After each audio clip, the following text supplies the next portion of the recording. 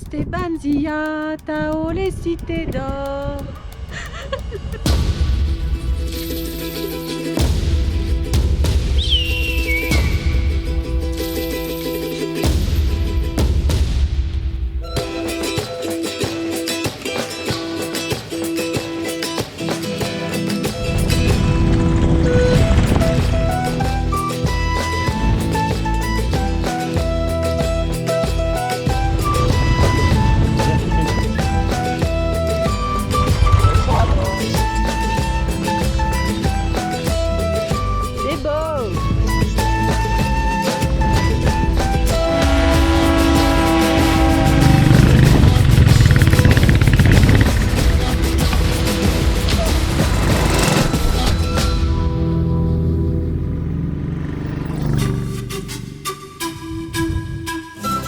« 21 jours, 3000 km au Pérou en famille, à 4 sur 2 motos chargées comme des mules, je me demande bien qui peut avoir encore eu cette idée tordue.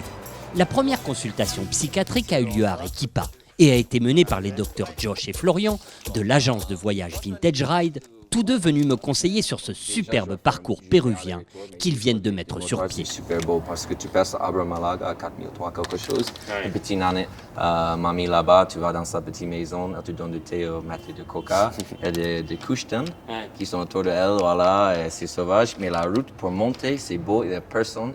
Les gens, ils sont accueillants. Ouais. Ils sont plus réservés, plus timides qu'en Asie. Mais même ici, je trouve. Ouais. Ah, j'allais oublier de te présenter les autres membres du centre psychiatrique. Samuel et Jonas, 18 et 16 ans. Par contre, il faut vraiment enlever ça. Comment je fais là pour ouvrir le réservoir? Il est scotché. S'il y a vraiment des gens qui font de la mécanique, on va se faire des... Sam est tout jeune permis depuis 2 mois seulement, mais il part dans l'aventure grâce au soutien de la Mutuelle des motards et de Royal Enfield. Je ne serais pas complètement honnête si j'oubliais de te préciser que mes 2 gringos comptent déjà sur quelques années de motocross et de courses de vitesse. Bah ouais, les alpagas ne font pas des lamas.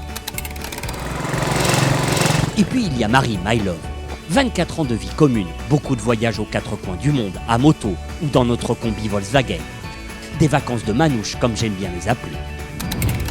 Fort des conseils de Vintage Ride, on a pris la route, zen, serein, tant le réseau routier est bon et la circulation coule. Grand Seigneur, le Pérou nous a d'entrée de jeu jeté à la face ce qu'il avait de plus beau et de plus sincère. Ouais. Je te reconnais, toi. J'ai déjà vu. Comme ces condors qui profitent des courants ascendants du canyon des Colcas, l'un des plus profonds au monde.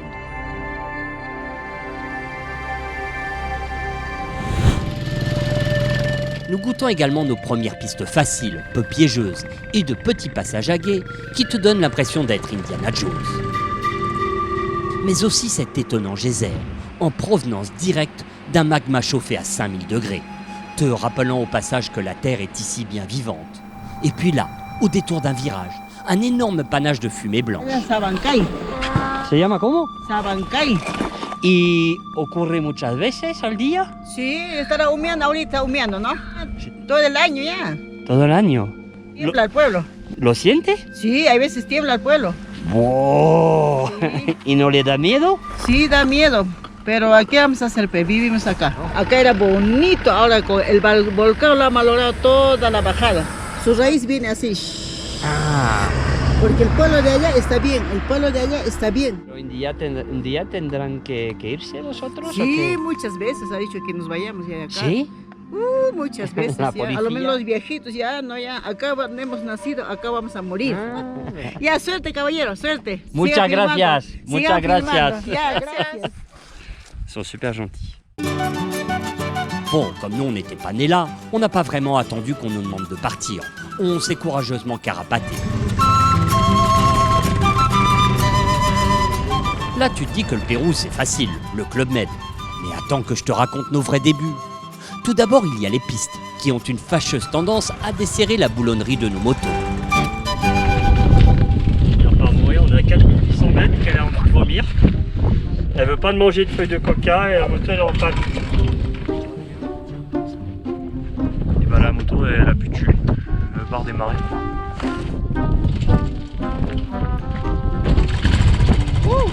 ça me sauver.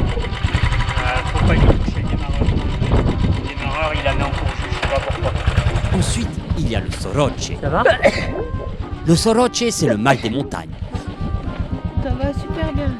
Bon bah, vive le Pérou. Hein. Un truc qui te prend, ou pas. C'est soit le fil cassé là-bas, soit là. Ça passe? Heureusement, les locaux ne sont jamais avares en renseignements sur ce qui nous attend au bout du chemin. ¿Poquito difícil, no? ¿La pista? No está bien. Ah, está el cerro, va al fondo, después está bien. Ok, muchas gracias. Suerte. ¿Quiere ayuda? Todo bien. Gracias. You are everything to me. 'Cause you light every single way. If it's dark. Là, au milieu de nulle part, on était heureux comme des gamins qui dansent et sautent dans les flaques d'eau, un jour de pluie. T'auras plus les pieds par terre, hein.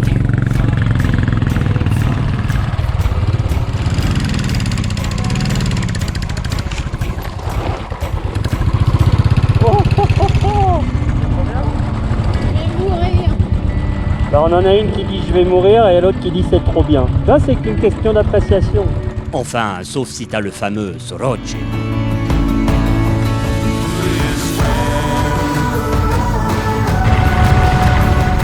Lors de nos premières journées, on a ainsi alterné entre bonheur de traverser d'incroyables paysages, comme ici Los Tres Cañones de Sulcutambo,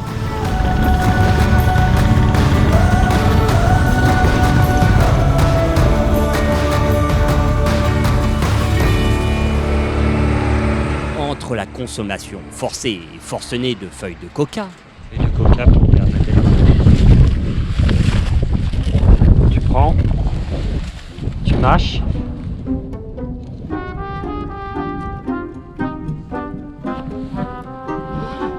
Ça te plaît le Pérou?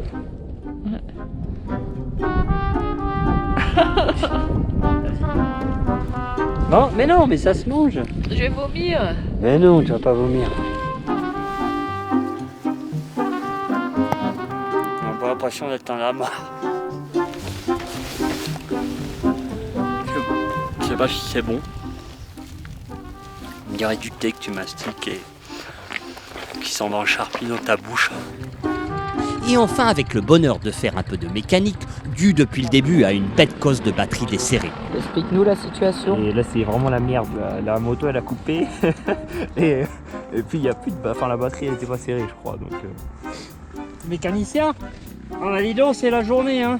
Appelle à un ami, j'appelle à Maurice.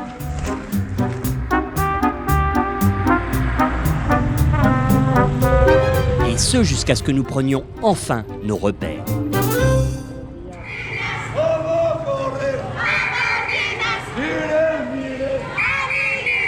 C'est toujours bizarre d'être dans un pays où il y a des choses qui se passent, des manifestations, des trucs, et tu sais pas ce que c'est. Les vrais repères, ceux qui te laissent penser que tu as toujours vécu ici. Comme débarquer dans ce petit marché local pour notre premier repas avec les doigts, histoire de faire ensuite pote avec les chiens. Allez hyper salé. Challenge number 1. Vas-y, je surveille. Comme ça, on est sur une vidéo YouTube dégustation en fait.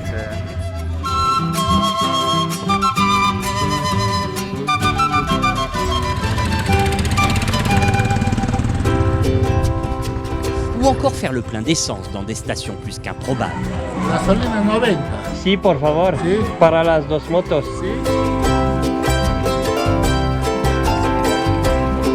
Ah, ya sale, ya sale. Ah, si, sale por aquí. Station où le pompiste tente de réaliser des tours de magie sur la contenance de ton réservoir. Creo que no. Sí, sí. No va a entrar, seguro, ¿eh? No, seguro, Sí, seguro. un poco. A ver.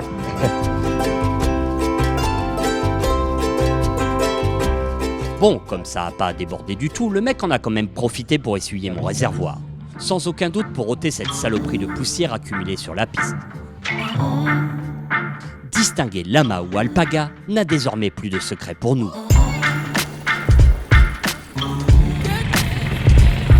Good God. Le voyage nous happe jusqu'à rouler 10 à 12 heures par jour, en oubliant presque à quelle heure on mange, où l'on va dormir.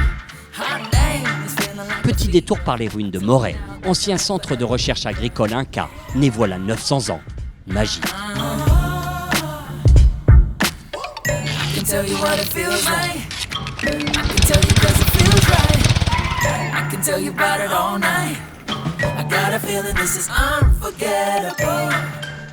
C'est beau? Nous en oublions qu'à 17h, l'astre éclaireur ne va pas tarder à se coucher. J'avais dit qu'on roulerait pas de nuit. Putain, pourtant autour de nous, tout est blond, doré, chaud comme une baguette de pain qui sort du four. Sûr, on est au Montana et je vais voir surgir Robert Redford. Robert est pas venu. Faut pas rouler de nuit. Et si tu veux voir le coucher de soleil, t'es obligé de rouler de nuit. Bah voilà, on roule de nuit.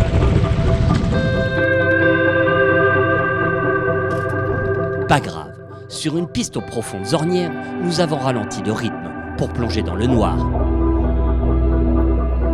Intense. Inquiétant. Surréaliste. À la faveur d'un petit village, nous avons pallié un claquage d'ampoule par une frontale au précieux Lumens. Pour rejoindre enfin Cusco, la tumultueuse.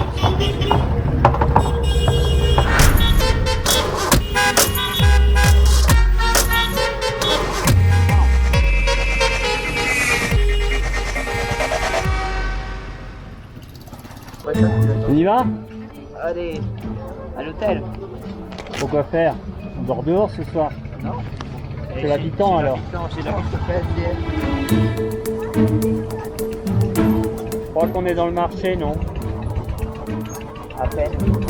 Je pense qu'on s'est un peu trompé de route, je crois.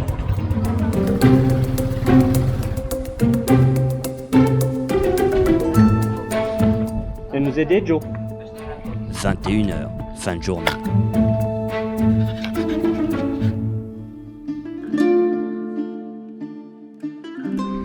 Bon, ça fait quand même 4 jours qu'on n'a rien fait sur les motos, donc on va s'en occuper, on va faire un petit check quand même, quoi.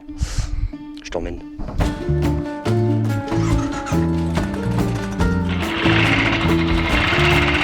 Niveau d'huile, resserrage des vis de garde-boue.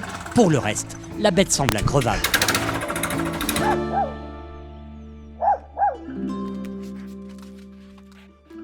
C'est le pays des chiens. Pour après, ils sont jamais méchants. Mais j'essaie. Tu m'aurais pas un peu pissé dessus là?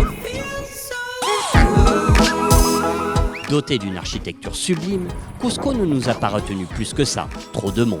Décidément, on est vraiment des sauvages.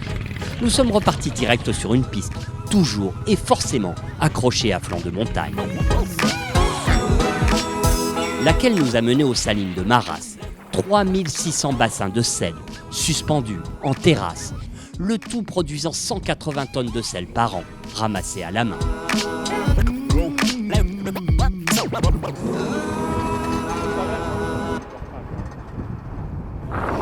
Sandwich au quinoa.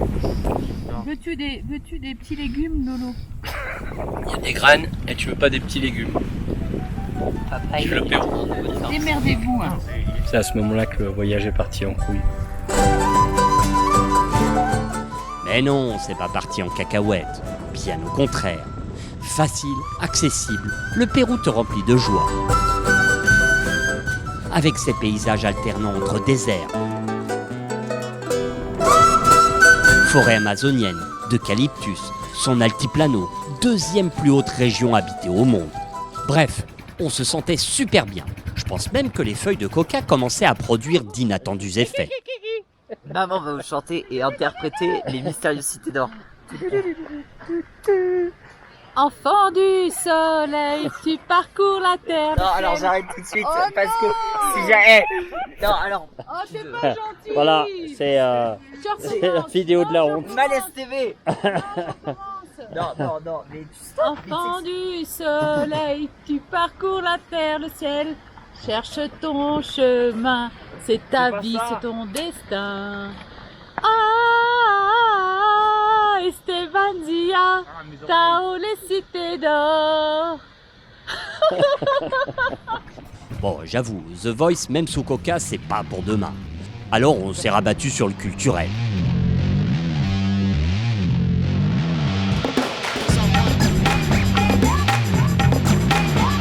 Et la forteresse Inca d'Ollantaytambo. C'est où je vais décéder. Je comprends pas pourquoi les Incas, ils n'ont pas construit à plat. Ça aurait été plus simple. Oh. Véritable prouesse architecturale construite à 2700 mètres d'altitude. T'as déjà vu quelque part cela? C'est chelou cette visite. Ollantaytambo est un vrai mystère de la construction qui a d'ailleurs donné naissance à certains mythes voulant que ces blocs auraient été transportés par la pensée ou par des extraterrestres. T'as pas pris de guide parce que c'est pas qu'on est radin, mais on veut pas être emmerdé. Par contre, il y a une bonne solution, tu suis les Français qui ont pris un guide.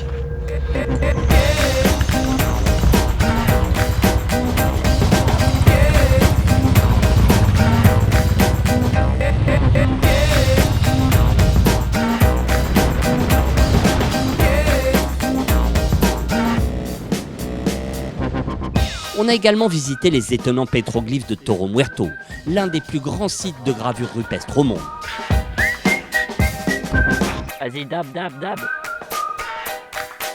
Nous y avons apporté notre explication et interprétation toute personnelle.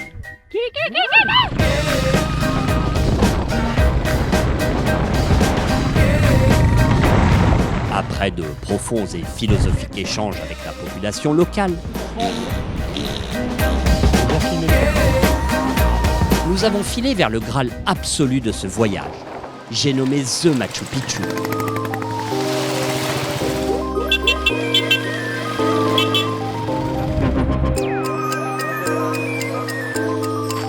Deux bonnes heures de marche le long de la voie de chemin de fer.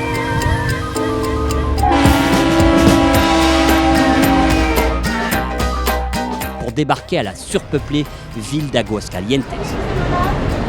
C'est la file pour prendre le bus à 1h. Bienvenue au Machu Picchu, hein, ça fout la trouille. Bah ouais, le Machu Picchu c'est quand même 8000 personnes jour.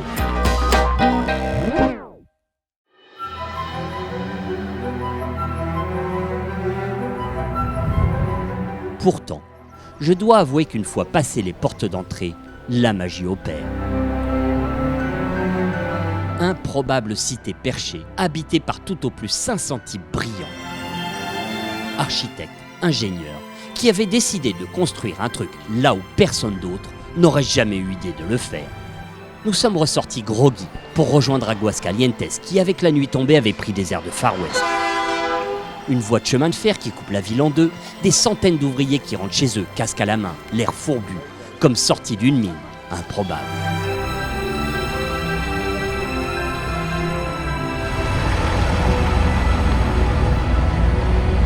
De retour.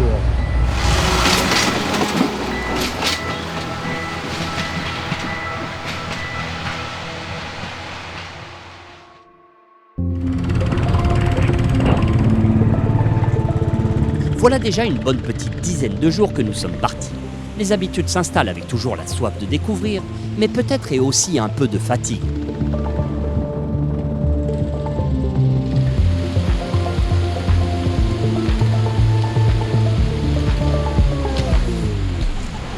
Personne à la jambe passée?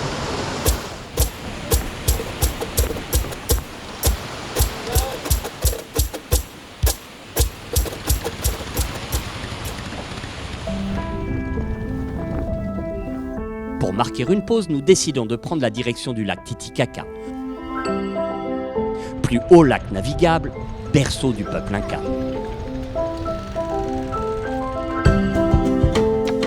On aurait pu s'offrir une croisière sur l'île del Sol ou l'île Taquile, mais non.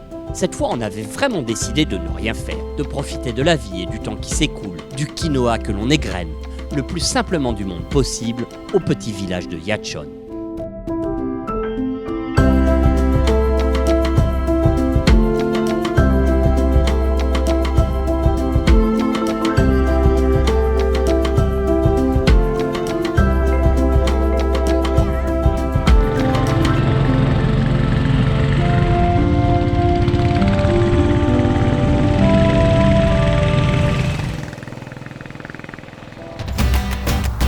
c'est enfin ressourcés que nous avons repris la direction de la Reserva nationale des Salinas y Aguadas Blancas.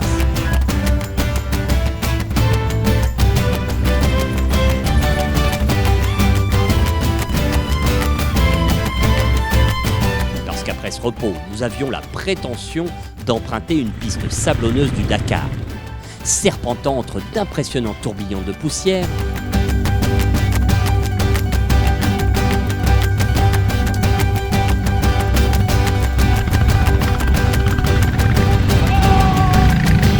jusqu'à ce que...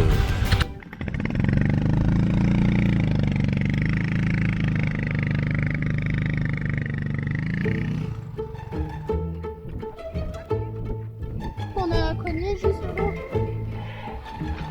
Non, la sienne est un peu détendue. Oh putain, on reste pas là-dessus. Il n'y a plus de cours en arrière. Je disais, on donne chacun 3 dents. Je vais bien donner mes dents de sagesse. On donne chacun 3 dents. Je crois que c'est une 42 dents, s'il en faut plus. Ça va pas être assez. Faut 10 chacun. 10 c'est bien. Ça tombe bien, on bouffe de la soupe tous les soirs. On peut donner 3 dents chacun. Bon ben voilà, on voulait faire le desert ride, on le fera pas. Là c'est impossible, là on va tout casser. Ah mais ça ira pas, j'en suis sûr. Dès que je force un peu, la chaîne elle passe par-dessus les dents de la couronne. Allez. On est reparti tout doux sur la pointe du Kitchen, un peu déçu, forcément. Pour régler tout ça, on aurait bien fait appel à un chaman, mais il était bien trop occupé à faire des offrandes à la Pachamama. Tu sais, la terre-mère, qui en ce mois d'août sort de l'hiver et s'apprête à se montrer à nouveau nourricière.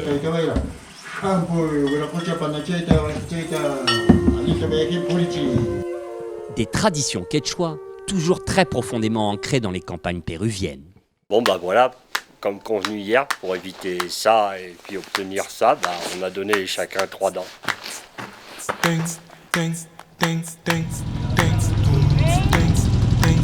T'as vu mes dents, c'est nickel, en fait on a une moto neuve. Effectivement, Vintage Ride n'a pas fait les choses à moitié, il nous a fourni une Royal Enfield neuve. Direction la route aux 1000 cactus.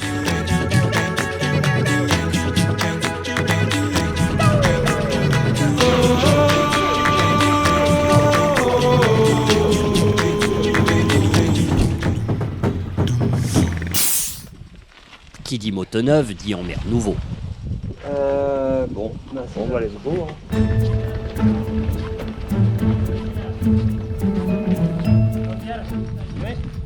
Pinchado. Aquí no. Allá. Arriba pues. Arriba. Faute de mécaniciens, ce qui semble ici improbable, nous nous lançons dans une réparation de fortune sur la place du village de Wambo, toujours sur l'œil très curieux des Péruviens.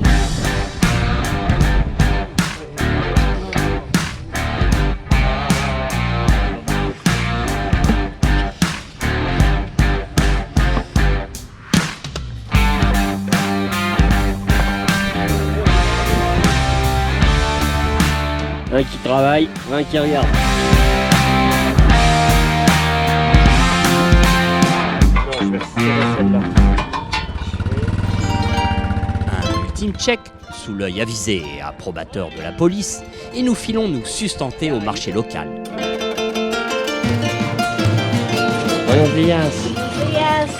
4 mètres carrés, une table, les légumes du moment, un peu de viande d'alpaga ou de cochon d'Inde, il n'en faut souvent pas plus ici pour monter son entreprise.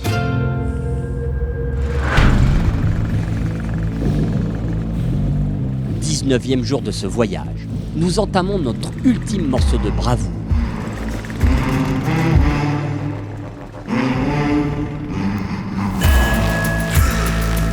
Une spectaculaire piste ouverte voilà seulement 3 jours, qui permet de relier le canyon de Colca à la plus sauvage vallée des volcans. 3000 mètres de dénivelé, plongeant dans les entrailles de la Terre, dans une minéralité absolue.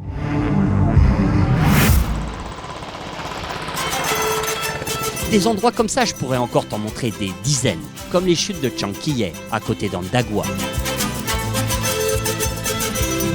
Ou les nombreux cols frôlant les 5000 mètres d'altitude, eux-mêmes toisés par des géants perchés 1600 mètres encore plus haut.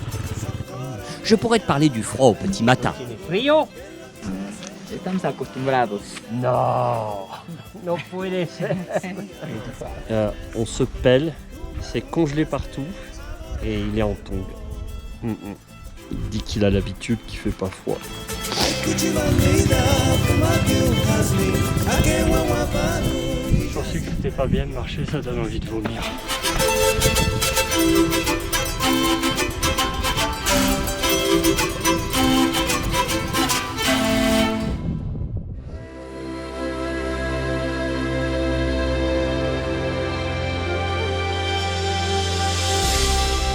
Je pourrais aussi te faire voir les hallucinantes montagnes aux 7 couleurs. N'hésite pas à compter, je te jure qu'il n'y a pas mensonge.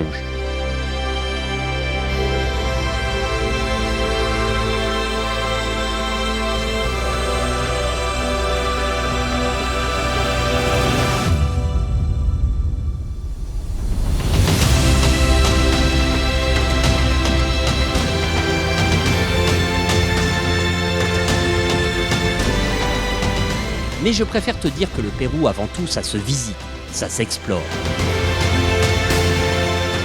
Et de préférence avec mes partenaires de la Mutuelle des Motards, Royal Enfield et de Vintage Ride, qui ont conçu là un incroyable itinéraire.